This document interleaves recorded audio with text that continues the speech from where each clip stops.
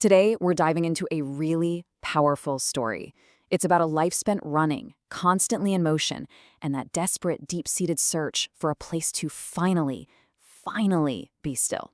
Let's get into The Lighthouse Keeper of Aspinwall. So, right off the bat, this story hits us with a deeply human question. I mean, think about it. If you've been a rolling stone your entire life, maybe chased by bad luck from one end of the earth to the other, what does sanctuary even look like? And as we're about to see, the answer, well, it's not so simple. Okay, so our story doesn't begin with a hero. It begins with a problem, a job opening so dangerous, so isolated, that you'd have to be crazy to want it. Yeah, it happened during a storm. The guy before, all alone out there, just disappeared. The theory is he was swept out to sea by a wave. So this sets a pretty chilling tone, right? This job isn't just lonely, it could literally kill you. The U.S. consul, a guy named Mr. Falconbridge, has an impossible task on his hands. The location? It's just a barren rock. The waters around it? Super treacherous. And the lifestyle? Well, you'd basically have to be a hermit. So yeah, he has a serious lack of candidates lining up for the gig. And just when it seems like all hope is lost, someone actually shows up. And let me tell you, he is absolutely not what anyone was expecting. This is where you can see the main conflict, right here. On one side, you've got the job. It needs someone consistent, physically strong, someone who loves being alone. And then you have our applicant, Skavinski. He's old, he looks exhausted, and he's spent his entire life wandering. On paper, he is the worst possible candidate for this job. So Falconbridge starts the interview, and Skavinski's identity is laid bare in that first answer. He's a man without a country, an exile. He is the very definition of a wanderer. And that simple answer tells you there's a much bigger story here. When he's asked why he wants this job, his answer is just wow. Think about that for a second.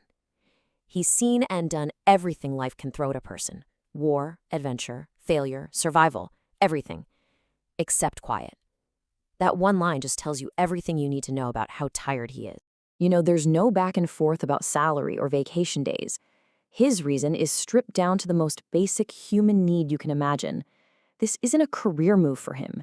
For Skavinski, this is about pure survival.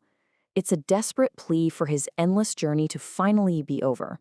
And this is the moment that changes everything. Skavinski uses this incredible metaphor to explain that the lighthouse isn't just a job. It's his last and only port in the storm of his life.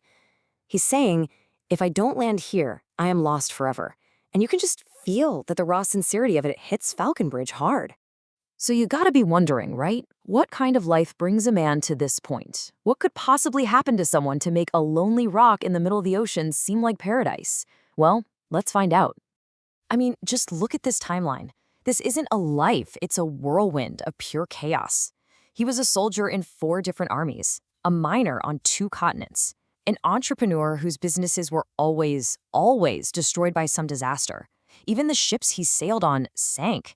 The only pattern here is just relentless, crushing bad luck. After a while, you'd start to think it was personal, wouldn't you?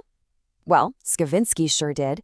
He developed what you might call a monomania, this obsessive belief that some cosmic, angry force was actively hunting him across the globe, making sure he could never, ever find peace. And this is his conclusion.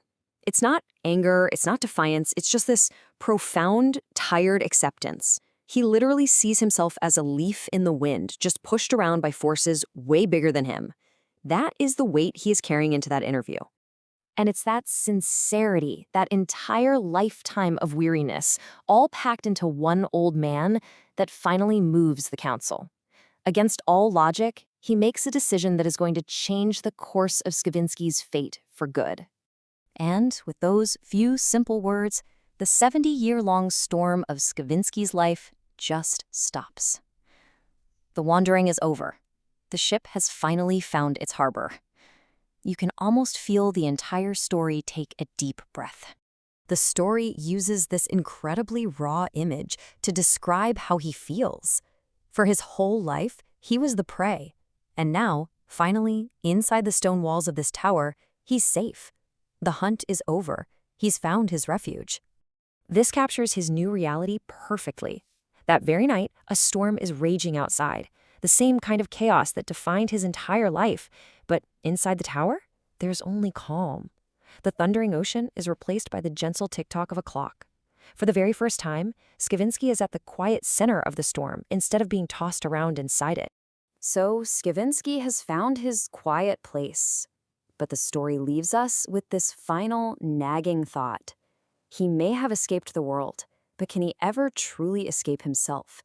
When you've lived a life of that much turbulence, can a quiet room ever really silence the echoes of the past? That's the question that really sticks with you long after the story's over.